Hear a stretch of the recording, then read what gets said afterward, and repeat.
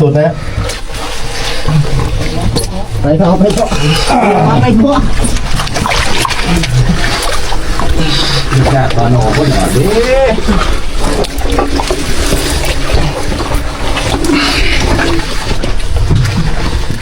10 นาทีได้อาจารย์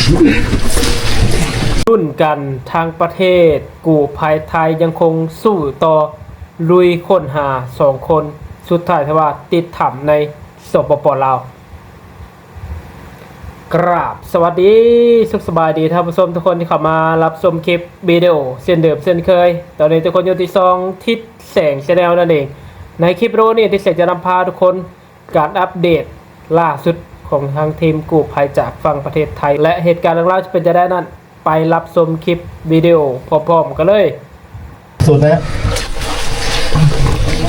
ไปต่อไปต่อไปทั่วจะตอนโอ้คนหน่อยดิ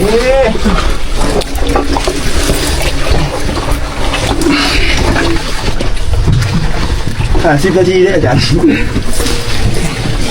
เดี๋ยวเดินไปเอาครึ่งชั่วโมง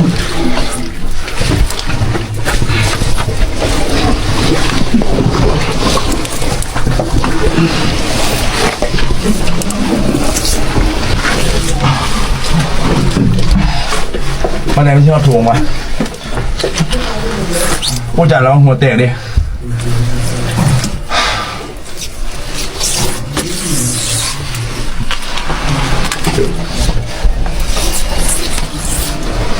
อันนี้จำไหมนะ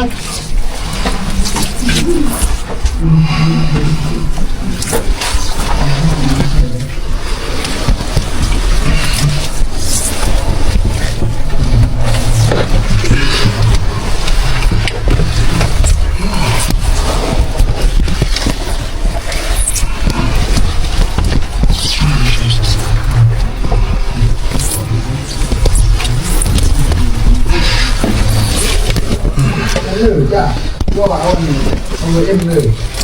โอ้มาหน้าผมอันนี้ครับเอาไว้แล้วบนไว้มันเครื่อง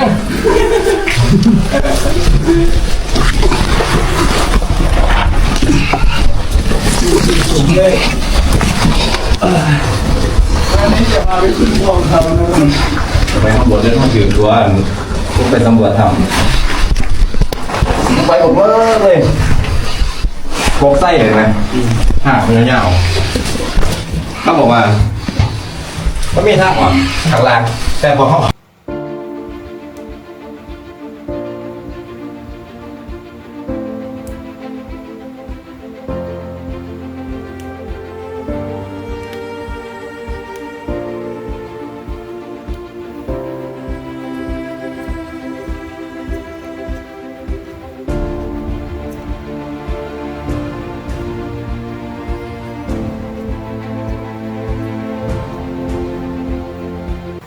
เป็นจะได้ท่านผู้ชมหลังจากรับชมคลิปวิดีโอไปอันนี้คลิปที่เสียงกันได้มาจากพี่ชายคนเดิมนั่นเองท่านผู้ชมนี่นะครับคนได้ลงไปเมื่อ2 วันก่อนนั่นเองก็คือไม่หมาดๆนี่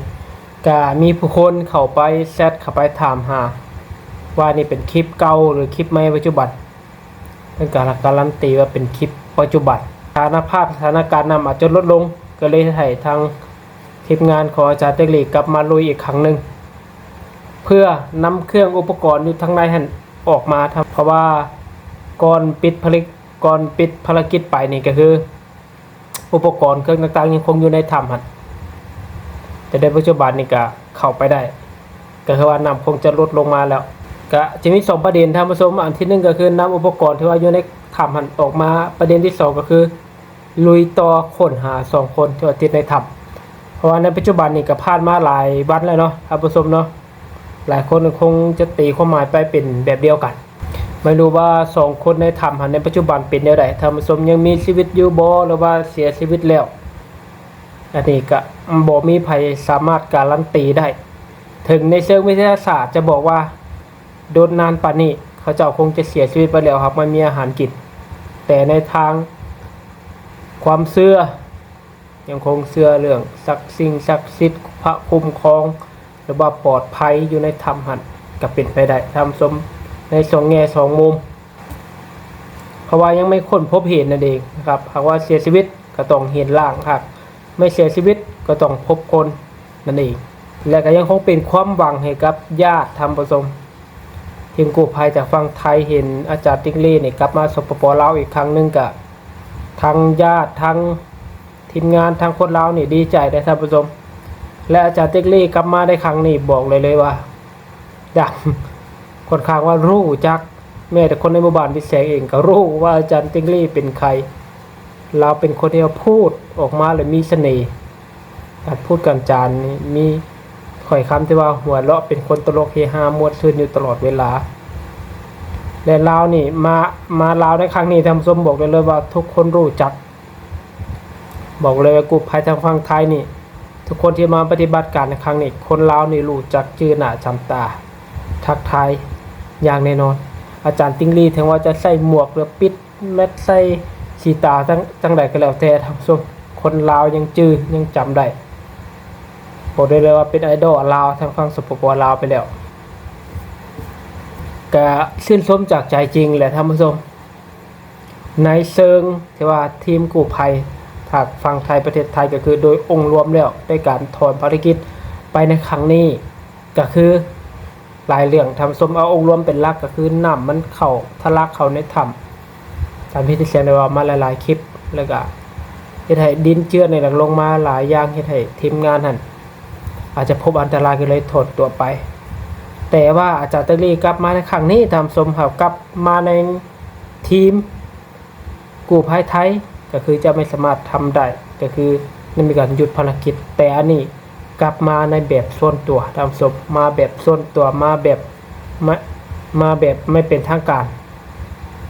ก็คือคงจะมีความอยากช่วยเหลือค้าใจนั่นเองเนาะก็ชื่นชมน้ำใจที่ว่าถึงมาในแบบทีมบ่ได้กับมาในแบบส่วนตัวในคลิปวิดีโอล่าสุดเห็นมีการเขาได้ทำเพื่อค้นหา2 คน2ชีวิตอีกครั้งหนึ่งและที่แจ้งก็ขอชื่นชมจากตรงนี้ท่านผู้ชมกู้ภัยจากฝั่งไทยประเทศไทยได้สอนบทเรียนได้ให้ความรู้ทักษะหลายอย่างแก่คนลาวก็คือโดยเฉพาะแม่นผู้ที่ว่าเป็นลูกผู้ที่ว่าหาคนหันได้ทักษะได้สกิลเป็นลูกของหาคนที่ติดทำติดแทศกับกู้ภัยจากฝั่งไทยประเทศไทยได้รับสกิลทักษะแม่ทีมงานกู้ภัยจากฝั่งไทยประเทศไทยกับประเทศไปในสุดก่อนทีมงานยังฝั่งลาวยังคงลุยต่อในการค้นหาเพราะว่าได้ทักษะได้สกิลได้ความรู้จากฝั่งประเทศไทยมอบให้ในครั้งนี้ก็เป็นบทเรียนแล้วก็ได้หลายอย่างหลายมุมมองว่าเป็นนำจิตนำใจคนลาวฟังลาวก็โอ้โหแห่แหนกันแบบอำนวยความสะดวกให้ทีมกู้ภัยจากฝั่งประเทศไทยนี่ก็สุดความสามารถทำผสมเพราะจะเป็นไม่มีสัญญาณก็ดึงสัญญาณอินเทอร์เน็ตมาให้คนดังเน็ตไอดอลต่างๆก็หลั่งไหลกันเข้าทะลักเข้ามาในการเข้าไปช่วยเหลือในล่าสุดก็คือหั่นแหละท่านผู้ชมการเดินทางเข้าไปทำให้ลำบากก็มีทีมงานแปลงทางแปลงถนนขึ้นมาให้ฮอดหน้าทำเลยนี่ก็สุดจริงๆนะครับความสามัคคีในครั้งนี้แต่ว่าสุดไปกว่านั้นก็คือน้ำใจทีมกู้ภัยจากฝั่งไทยประเทศไทยแล้วก็ฝั่งไทยนี่ไม่ขี้ที่ไม่ขี้เหนียวความรู้ความสามารถทักษะสกิลต่างๆนี่เขาเจ้ามาช่วยเหลือในครั้งนี้เขาเจ้าเปิดเผยเขาเจ้าแนะนำเขาเจ้าสอนให้กับคนลาวแม้ไม่ใส่กู้ภัยก็ได้รู้ทักษะได้สกิลในครั้งนี้ไปนี่ขอชื่นชมที่ว่าเฮ็ดให้ทางฝั่งสปปลาวนี่ได้บทเรียนในครั้งนี้ไปนำในครั้งหน้าท่านผู้ชมก็คือแบบทักษะสกิลมันก็จะเพิ่มขึ้นมาเพราะว่าได้ร่วมมือกับผู้ที่มีประสบการณ์มีความรู้แล้วก็เขาเจ้าก็ได้สอนให้หลายอย่างและท่านผู้ชมทุกคนได้มีความคิดเห็นอย่างไรบ้างเกี่ยวกับส่วนคนที่ว่าติดถ้ำยังหาไม่เจอ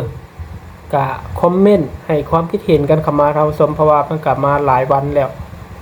ในถ้ำหันก็คือขุดไปหลายหมอกหลายที่แล้วท่านผู้ชมยังไม่พบไม่เจอ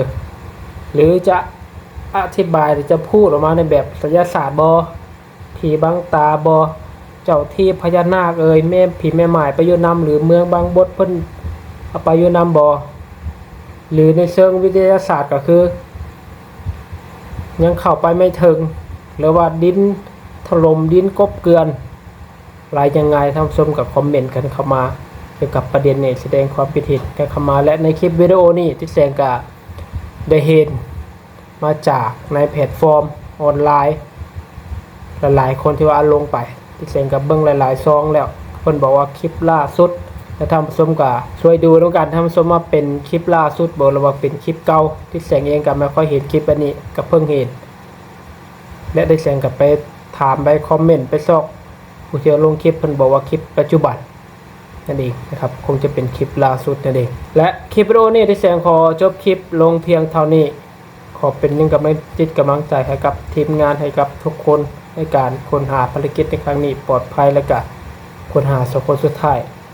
พบเจอในเรวัตพบกันในคลิปหน้าสำหรับคลิปนี้ขอกล่าวคำว่าสบายดีสวัสดีครับ